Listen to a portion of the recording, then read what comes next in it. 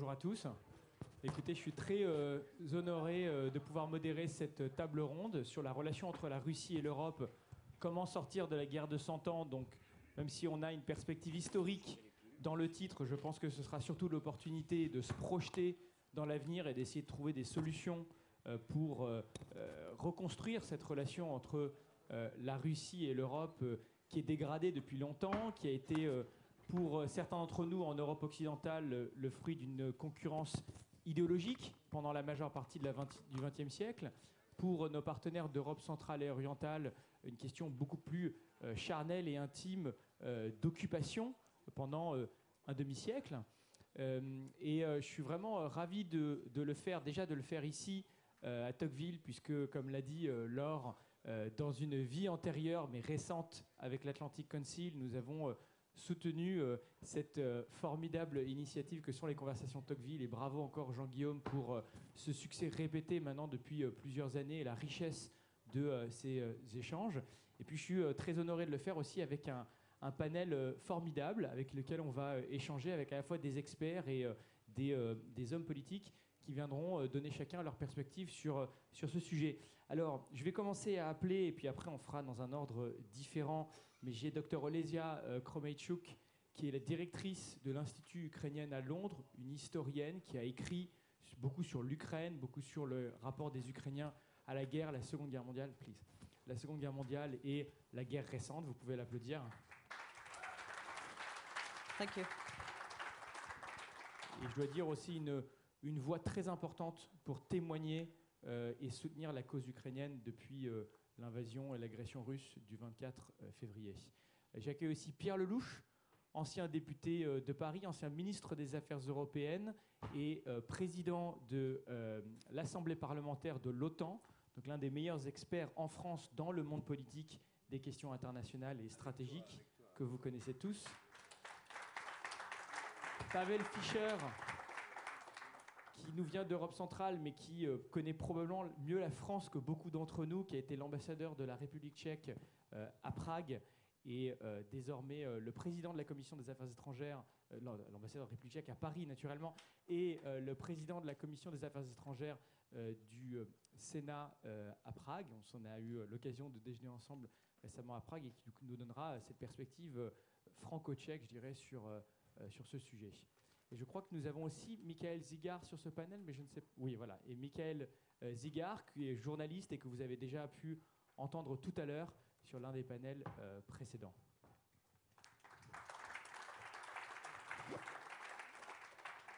Alors je crois que nous avons à peu près 1 heure pour cet échange. Ce que je propose, c'est qu'on essaie de le rendre le plus interactif possible, qu'on puisse avoir un peu de temps pour les questions aussi en deuxième partie.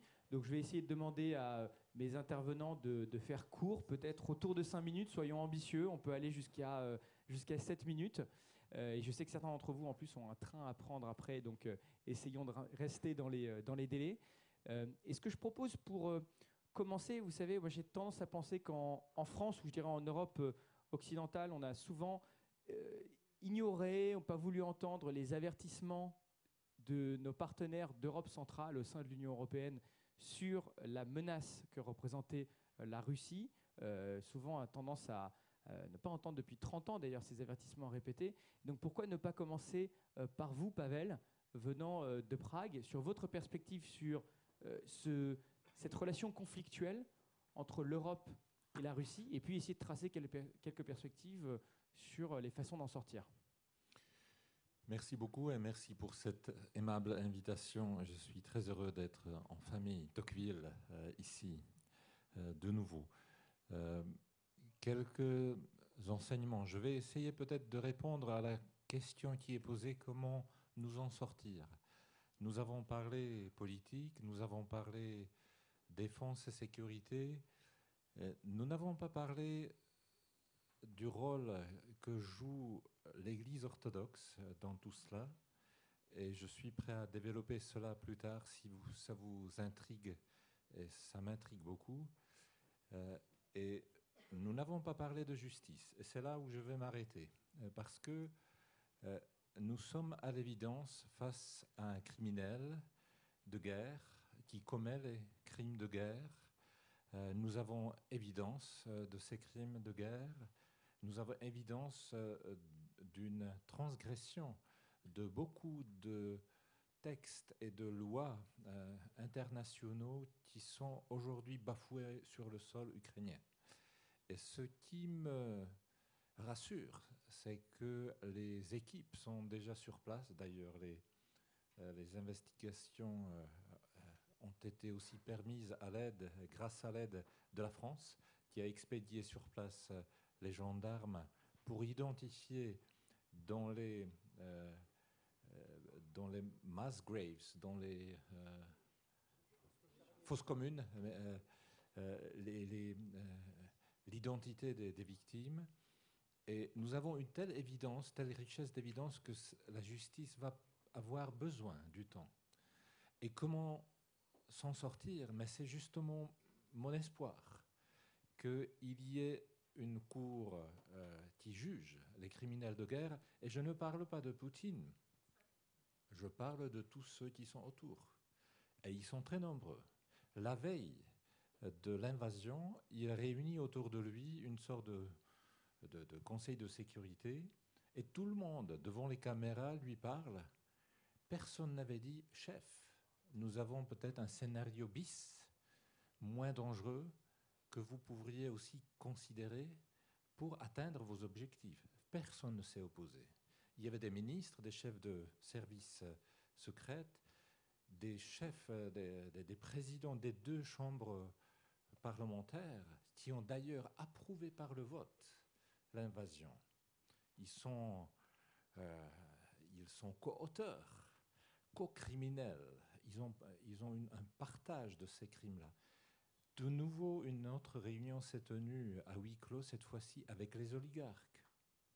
Combien de ces oligarques en résidence en France?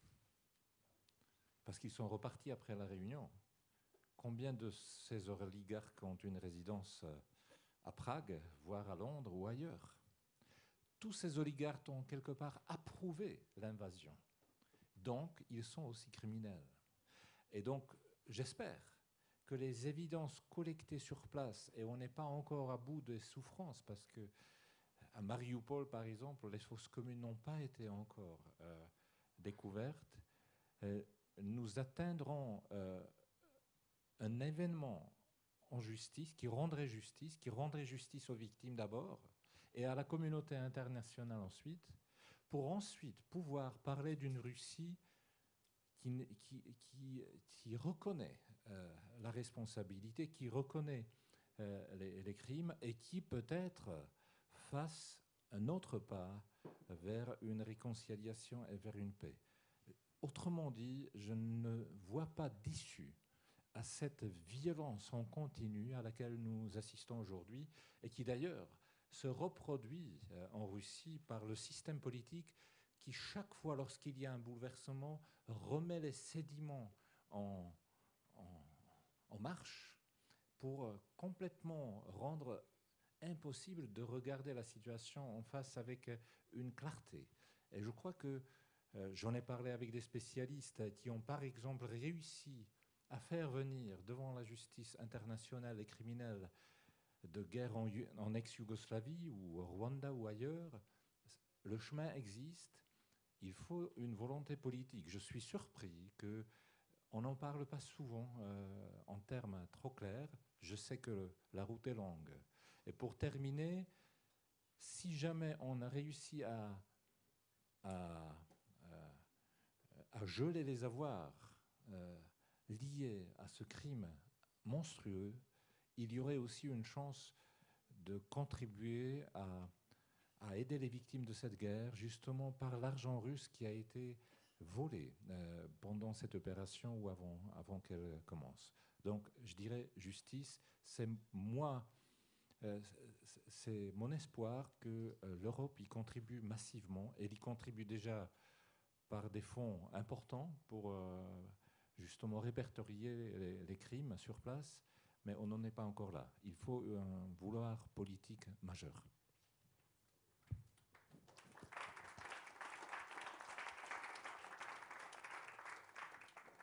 Merci Pavel. La paix et la réconciliation par la justice, la transparence aussi sur la corruption, les avoirs volés, le rôle des oligarques et bien entendu le rôle que l'Union européenne peut jouer dans ce cadre. Olésia, je vous pose la même question. Comment peut-on espérer, comment espérer la fin de ce conflit centenaire entre l'Europe et la Russie? Thank you very much. Nearly the last speaker of the last panel, so I'll probably use up my 7 minutes, but I'll try to keep you awake. Thanks very much for discussing this important issue. So the first thing I did when I read that question, I had a few questions about the question. So I'll quickly list those and then try and answer it. So the first one was, why 100 years? Was the empire built by the Bolsheviks all that different from the empires before? It was just as repressive in relation to national minorities. It kept people in profound poverty and fear. And there wasn't a Tsar, but whoever led it behaved like one. Maybe the logic behind 100 years in the question is because before that, European powers such as Prussia and Austria participated in partitioning of other states, namely Poland, and it was harder to have alliances in the 20th century with the USSR, although not impossible, as we know from the Second World War. The other part of the question, or the formulation that struck me, was how to get out of this war, so not to win it, but how to exit this war. So exiting without achieving victory or justice, and for that matter, lasting peace, because there is no lasting peace without justice, does not solve anything. It just prolongs this conflict for another generation. And so in 100 years' time, that is if we have a planet, in 100 years' time, the next generation will have to deal with the same thing that we kicked into the long grass. And finally, the question about the question that I had was the suggestion that there's been a war between Russia and Europe for the last 100 years. I mean, in my view, there's been a desire to avoid war between Europe and Russia that characterizes the last 100 years. But I want to focus now on something that isn't in the question. And I think once it enters the equation, we will be able to answer the question a bit more. And so the missing part is, surprise, surprise, Ukraine. Where is Ukraine in this war between Russia and Europe? Is it seen as part of Europe? I don't think so. Or is it a territory in the sphere of influence that is Russian sphere of influence? In fact, I fear that Ukraine is no more than a buffer zone. And that is how it's been perceived for the last 100 years, and that is how it's still perceived today. And this perception of Ukraine as a buffer zone has turned Ukraine into a war zone more than once. So I'm a historian, I can't resist the temptation. Let's go back just over 100 years. The period that most of you will know as Russian Civil War in Ukraine, it is known as the period of the Ukrainian Revolution. And it's seen several state-building attempts on the territory of contemporary Ukraine. And so this experience of brief independence between 1918 and 1920 profoundly shaped Ukrainian national identity. It has an effect to this day. The existence of this the state known as UNR, the Ukrainian People's Republic, was brief partly because the European allies opted for a stronger and larger Poland. And so Ukraine was partitioned between, I'm not bothering you, between Poland and the USSR. Right, so this buffer zone again between Europe proper and the red threat. And we paid a really high price for this lack of statehood. I mean, the famine of the 1930s, the cost million, the repressions that followed of intellectuals, of the population, anybody who expressed any vague national identity was essentially eliminated. And then came the Second World War, we all know that. Again, Ukraine became what Timothy Snyder has called bloodlands, so again a buffer zone of multiple occupations, the Soviet and the Nazi occupations, and then eventually the part of Ukraine that had been part of Poland was sacrificed again to imperialist Soviet ambitions. and handed over to the USSR. So the point I'm making is Moscow has been appeased for the last 100 years as a threat, as a situational ally in case of the Second World War, as a potential enemy, and this appeasement often happened at the expense of Ukraine. And if we look at the 1990s, things didn't really change very much. As the kidnapped West, described by Milan Kundera, was being returned to Europe proper, Ukraine was being stuck, very, very much stuck in the sphere of influence of Russia and people's imaginations and mental maps of most Europeans. And over the last 8 years, I'm coming closer to our time, our days, the sphere of influence spread further and further in more aggressive ways and started to bite off chunks of the territory. And when that happened, what did Europe do? It wagged its finger at Russia after the illegal occupation of Crimea. It expressed deep concern after occupation of parts of Donbass. But essentially, it normalized that aggression and that violence that took place in Ukraine, and also funded it through oil and gas. So like in other historical instances that I mentioned to you before, there was no war as such between Europe and Russia, not even in terms of sanctions, because the aggressor who violated the territory of a sovereign state was not being punished in any sense, shape or form. Because what did it violate? It violated a buffer zone, right? Even though that buffer zone is the largest country within Europe. But it's a buffer zone between the Russian threat and our comfort. So what I'm going to ask you now to consider, I know it's not my job to ask these questions, but I would very much like all of you here to think about this, is, the answer to the question, it's impossible to end a war that one has never entered, that one has watched from afar, but actually never entered in earnest. So the question I want to ask is, what sort of Russia can we live with in the next 100 years, right? This relates to the question of peace and the lasting peace. Is it a totalitarian police state that we're witnessing now that disrespects the rule of law inside the country and international law as well? Is it a state with a generously funded army that uses the perpetration of war crimes as a method of war? Is it a state that sees its own culture as a weapon of war? We've seen this. The Hermitage director told us this in so many words.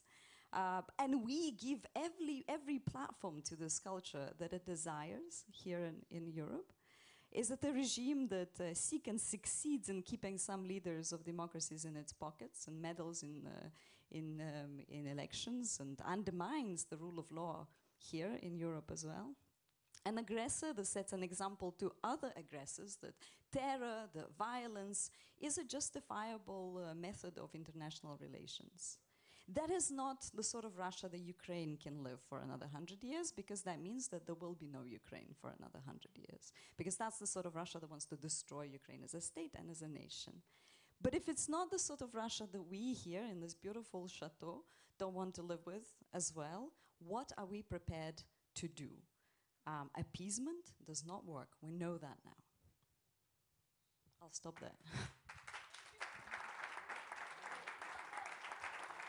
I don't mean to clap myself, I'm clapping. It's been a long day. Merci beaucoup, Olesia. Donc, avec quel type de Russie est-ce que l'Europe peut vivre? Avec quel type de Russie est-ce que l'Ukraine peut survivre? C'est la question que vous avez posée. Comment est-ce qu'on arrive à surmonter la relation actuelle de conflictualité qu'on a avec la Russie? Est-ce que c'est en comprenant les intérêts de sécurité russes et en les intégrant à l'architecture de sécurité européenne? Est-ce que c'est en assumant un rapport de force avec la Russie? Est-ce que c'est en essayant de pousser un changement de régime de la Russie? Vous avez souligné d'ailleurs les continuités de la Russie au-delà des régimes sur la question de l'impérialisme. Je me tourne vers vous maintenant, Pierre Lelouch. Merci Benjamin. D'abord, je voudrais dire un mot de remerciement à Stéphanie et Jean-Guillaume pour leur accueil, et à Laure aussi pour l'énorme travail qu'elle a accompli, pour cette réunion qui était passionnante. Et puis, je voudrais dire un mot de félicitations à Benjamin, à ma droite, que je connais depuis quelques années.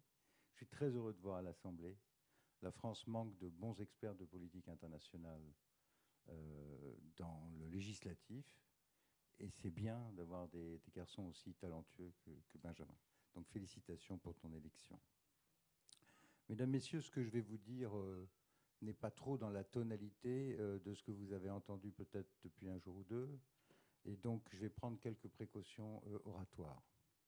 La première, c'est que pendant des années, j'ai trimballé l'étiquette d'atlantiste, de pro-OTAN, pour avoir fait mes études aux États-Unis et pas à l'ENA, et pour avoir eu le crime suprême de présider l'Assemblée parlementaire de l'OTAN. Donc, je suis assez cachère sur les questions américaines et atlantiques. Ce qui ne m'empêche pas d'avoir les yeux grands ouverts sur les erreurs à répétition de nos grands alliés et amis, y compris dans cette affaire.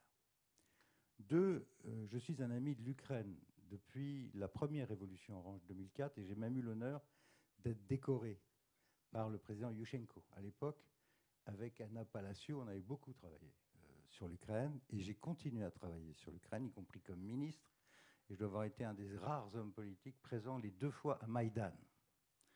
Troisièmement, j'ai eu la chance de vivre en direct la chute de l'Union soviétique aux côtés de Jacques Chirac, la période Gorbatchev, la transition Yeltsin. J'ai connu une Russie libérale, je l'ai vu sombrer ensuite, et donc tout ça est très cher à mon cœur. Ce qui me conduit à dire que Khodorkovsky avait raison il y a un moment. Il serait complètement fou, parce que la Russie est dirigée par un voyou, un criminel, de criminaliser toute la Russie. La Russie est notre voisin, elle ne va pas déménager. La Russie est européenne. La Russie est venue à Paris, nous sommes allés à Moscou aussi. On sait ce que c'est que le prix de la guerre. Il y a d'énormes complémentarités culturelles et économiques entre nos peuples. Et ce serait une tragédie de perdre la Russie et de l'enterrer définitivement dans les bras de la Chine. Ce n'est pas notre intérêt national. J'insiste là-dessus. Donc, quand on réfléchit à l'avenir de l'Europe et de la Russie, il faut éviter de construire un mur définitif dans cette Russie qui, aujourd'hui, j'en ai conscience, est une sorte de Tchernobyl géant. Elle est complètement radioactive. Ne pas la criminaliser. Pour comprendre la suite des événements, je crois qu'il faut un peu se poser 2 minutes et regarder où on en est dans la guerre et quelle est la caractéristique de cette guerre. Cette guerre, elle est très compliquée parce que d'abord c'est une guerre de coalition, c'est une guerre non déclarée entre l'OTAN et la Russie, c'est-à-dire entre des puissances nucléaires. C'est une guerre qui est très intéressante parce que c'est une guerre d'émotion. Et cette émotion, on l'a sentie en permanence, hier surtout et aujourd'hui aussi. Pourquoi ? Je vais vous dire pourquoi. Parce que c'est une guerre de blancs. C'est une guerre d'Européens et c'est une guerre du smartphone. C'est la première guerre du smartphone, où la victime peut montrer le désastre de son appartement. Et tout le monde s'identifie à ça. C'est l'inverse de ce qui a pu se passer à Belgrade, à l'époque où nous avons bombardé Belgrade. Il n'y avait pas de smartphone. C'est l'inverse de ce qu'on ne voit pas. Des millions de Ouïghours qui sont dans des camps de concentration, qu'on ne voit pas dans bien d'autres guerres en ce moment même. Tout ça pour dire que dans cette affaire, j'ai plus que l'impression que les gouvernements ont suivi leurs opinions publiques plutôt que de suivre une réflexion sur la sortie de cette crise. C'était le cas depuis le début de la guerre, où on a vu les hésitations, puis un brusque changement de la politique américaine. On a vu la Commission de Bruxelles s'engouffrer dans le vide laissé par les Américains. Puis on a vu à partir du mois d'avril, milieu du mois d'avril, quand les Ukrainiens ont montré qu'ils pouvaient résister, un changement radical de la position américaine, et donc une escalade militaire dont je n'ai pas l'impression aujourd'hui que nous la contrôlions. Il se passe quelque chose de fantastique dans cette guerre de l'émotion, c'est que les alliés de l'Ukraine, et j'en suis, ont en quelque sorte abdiqué le but de guerre à l'Ukraine. Au nom de quelque chose de juste, il est hors de question d'imposer une sortie de crise à l'Ukraine de façon publique ou privée, nous ont répété les officiels américaines ici présents. Et ils ont raison. Pas question d'imposer à l'Ukraine quoi que ce soit. En revanche, il ne faut pas non plus se retrouver, et c'est le cas, dans une situation où on livre sans arrêt plus d'armes, et plus d'armes nous amène à entendre des buts de guerre qui sont désormais ceux de victoire totale, de renversement de Poutine, et donc de facto de changement de régime. Avec en plus un président américain qui explique, c'est pas faux d'ailleurs, que Poutine est un tueur, que c'est un criminel de guerre, et que donc il n'est pas question de négocier avec. Bon, après, quand on fait une guerre, il est quand même utile de savoir où on veut sortir. Il n'y a pas d'exemple, à ma connaissance, de guerre avec une puissance nucléaire où le but, c'est de renverser le régime. Parce que c'est bien de renverser le régime. Bien sûr que c'est bien de renverser le régime. Mais comment on fait? Et quel est le risque? Et c'est là qu'il faut rentrer tout petit peu dans la situation militaire sur le terrain. Aujourd'hui, on est dans une situation qui n'est pas bonne. Et au minimum, il faut faire ce que conseille mon ami Mattis, général Mattis, ancien secrétaire à la Défense. Il faut faire en sorte de bloquer les Russes, de les saigner pour que ça s'arrête, pour que leur offensive s'arrête.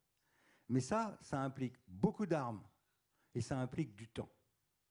Et puis ça implique, je vais revenir sur le temps, mais ça implique une deuxième chose, mon général, que vous avez évoqué ce matin avec mon autre ami, l'amiral Guillot, le risque d'escalade nucléaire. Et vous avez eu l'honnêteté de dire, il y a un risque d'escalade nucléaire. Et je le partage, parce que c'est dans la doctrine militaire russe, si l'offensive conventionnelle foire, il faut être capable d'utiliser des armes nucléaires tactiques. Peu de gens ici dans cette salle, j'en suis sûr, savent que les Russes ont fait exploser 2 bombes atomiques tactiques, appelées à l'époque Peaceful Nuclear Explosion, en Ukraine, dans les années 80, dans des puits de gaz et dans des mines de charbon.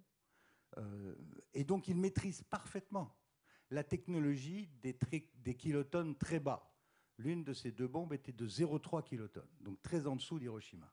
Donc, l'idée d'une démonstration qui va terroriser la planète à un moment ou à un autre, et le général Mattis l'a mentionné ce matin, j'y crois, moi aussi, pas seul d'ailleurs, William Burns aussi, et bien d'autres. Qu'est-ce qui se passerait à ce moment-là? Et quelle serait la réaction de l'Occident, sachant qu'il s'agirait d'une attaque probablement dans un pays non couvert par l'article 5? Qu'est-ce qu'on fait? Ça, c'est une question clé.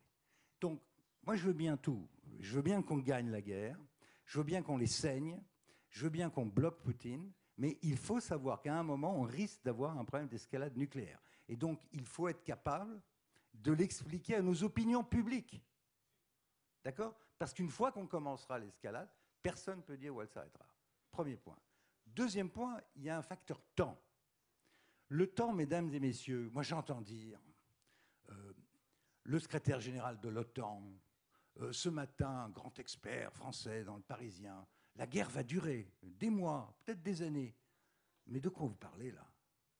Vous voulez que je vous dise ce qui va se passer en septembre? En octobre?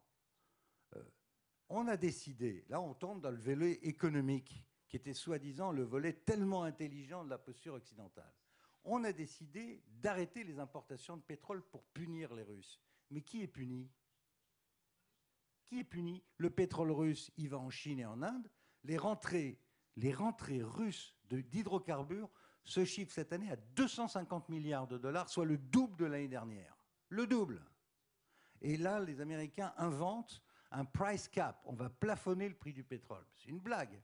Comment vous allez plafonner le prix? Avec qui? Avec le roi Ben Salman, qui va être rencontré par M. Biden, qui l'a insulté, traité de criminel lui aussi il y a quelques mois. Quant au gaz, mesdames et messieurs, c'est pire. Parce que le gaz, du coup, c'est Poutine qui le coupe, le gaz. On n'a plus 1 gramme de gaz russe en France, mais les Allemands, ils viennent de subir moins 40, plus moins 33. Ils sont à moins 73% de gaz russe. Or, toute l'économie allemande, qui est une économie d'exportation, est fondée sur cette drogue du gaz bon marché depuis 30 ans. Ça veut dire que pour la première fois depuis 30 ans, ce mois-ci, Benjamin, le commerce extérieur de l'Allemagne est négatif. Et étant négatif, il entraîne la chute de l'euro, qui est passé sous le dollar. Ça, ce sont les conséquences macroéconomiques de ce qui se passe. Maintenant, au niveau des foyers, quand les gens vont devoir faire le plein d'essence, se chauffer à la rentrée, en France, en Allemagne, ailleurs, vous savez ce que dit le vice-chancelier vert allemand? Ce n'est pas un Français, ce n'est pas un défaitiste, c'est un pro-Ukraine, comme moi. Qu'est-ce qu'il dit?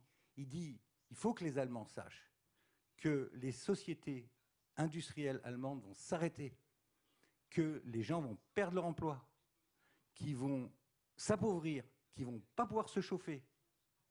C'est ça la situation. Donc, nous avons un problème de temps, nous avons un problème de livraison d'armes pour stopper les Russes, et nous avons un problème potentiel d'escalade nucléaire. Vous voulez discuter de l'avenir de relations avec la Russie? Il faut mieux mettre tout ça sur la table. Et vous aurez un problème d'opinion publique. Alors, je termine. Le général Mattis a dit des choses très profondes ce matin sur le leadership. Il y a un moment où il faut dire les choses au peuple. Si, en effet, il est question d'en finir avec ce gangster, de changer les règles du jeu en Europe, de bâtir un autre système de sécurité, donc il faut être prêt à prendre le risque d'entrer en guerre pour un pays qui n'est pas dans l'OTAN, avec un risque d'escalade nucléaire et des conséquences économiques qui sont déjà sensibles et qui sont déjà immédiates. Donc, ça demande, Jim, de définir le problème, de le dire et d'avoir le courage de dire ce que ça implique pour nos opinions publiques. Ça s'appelle du leadership, mais pardonnez-moi, je ne l'ai pas entendu. Je n'ai pas entendu un seul chef d'État. Et ils se réunissent, à Bruxelles, à Madrid d'ailleurs, dire « Mes chers concitoyens, voilà ce qui vous attend. Dans quelques semaines, vous partez en vacances. Au retour des vacances, vous êtes en économie de guerre au minimum et peut-être dans une situation d'escalade militaire que nous essaierons de contrôler. Vous voulez être sérieux dans cette histoire? Vous tenez ce genre de discours. Vous voulez être dans la palabre? Eh bien, on reste dans la palabre, dans la dénonciation, dans la diabolisation, autant qu'on veut. On peut se faire plaisir autant qu'on veut. Il n'y a pas de différence entre nous sur l'analyse de Poutine. C'est un gangster, c'est un criminel. OK. Une fois qu'on a dit ça, ce n'est pas une politique. La politique, ce sont les choses que je viens de dire et qu'il faut avoir le courage de regarder en face. Alors maintenant que je ne suis plus élu, donc je suis un homme libre, mais j'ai l'expérience du pouvoir, je vous dis que c'est ça qui nous attend. Et j'attends de nos gouvernants qu'ils se hissent à la hauteur du défi qui est devant eux. Merci de votre attention.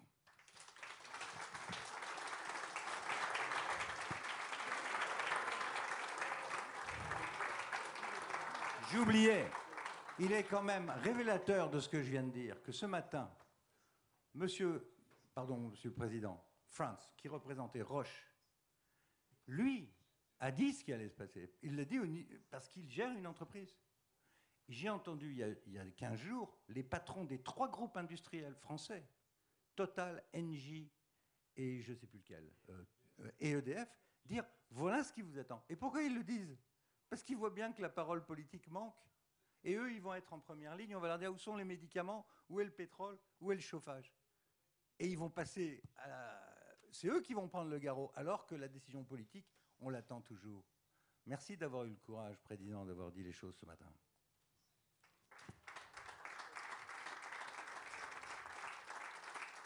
Merci beaucoup, Pierre Lellouche. Mireille Zigard, Pierre Lellouche vient de mettre en garde contre les risques d'escalade incontrôlée, contre les conséquences aussi d'une confrontation durable pour l'Europe, pour les sociétés et les économies européennes. Est-ce que vous voulez réagir à ça et puis nous donner votre perspective aussi sur cette confrontation entre l'Europe et la Russie? Thanks so much. Actually, I must tell you that I'm not that person whom you saw during the previous panel, because that was a journalist, and I used to be a journalist, but I'm also a historian who has written several books about history, about Putin's history, and it's called All the Kremlin's Men, as well as a book about Russia's biggest problem. It is called The Empire Must Die. So I do think that Russia being an empire is probably the answer to several questions Alesia has just raised, and I wanted to start with a few points about the same problem Alesia has mentioned, because I totally agree. I'm very perplexed with the name of our panel. For me, 100 years of the war sounds very questionable. First, because for me, there is a huge difference between Russian state and Russian society. I'm not longer, I don't feel myself to be some kind of part of Russian state, but I know for sure that between Russian society and Western society, there was no 100 years war.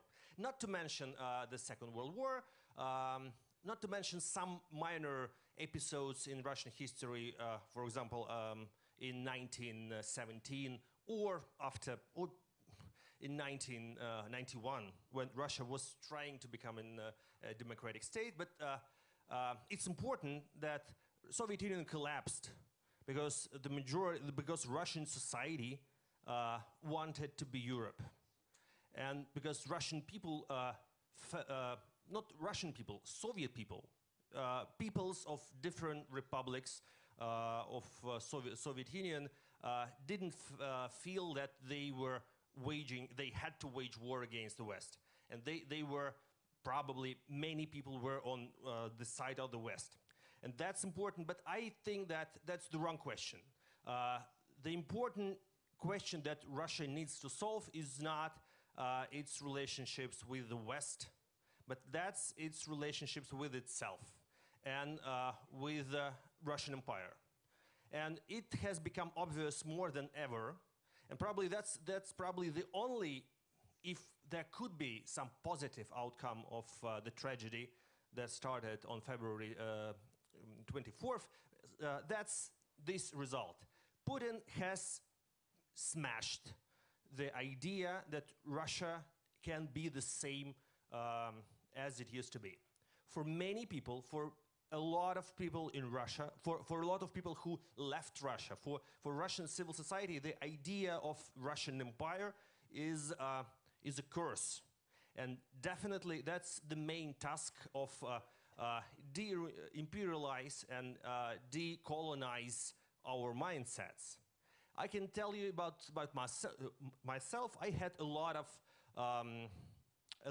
I had many hours of analysis of our history, how we perceived our history wrongly, and about our culture. And I've got very mixed feelings about our culture, and definitely it's very hard for me as a Russian to hear that Russian culture is to blame for what is happening. But at the same time, I feel that we must think about that. Probably I will oppose when I hear that Russian culture should be cancelled, but I think that's our task to analyze what went wrong.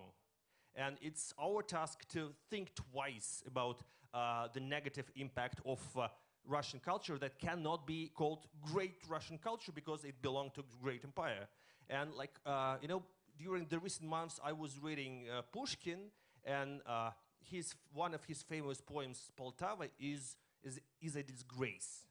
And that's a shame that no one has ever before realized that that's a terrible piece of art. And that's an example of Russian imperialism, and we should be sorry for that and say sorry to the Ukrainian people on behalf of Pushkin. But it's really complicated. Russian culture is really complicated because the same great Russian poet Alexander Pushkin also wrote Copper Horseman, and it's also a poem about Peter the Great, also about Russian Empire, but he hates Russian Empire for being inhumane and for crushing an individual. So we have to rethink our past. We have to rethink our history and our culture, and probably we need to, but I don't think that we ourselves have to have to cancel our culture, but we have to cancel some prejudices and some prides that we used to have.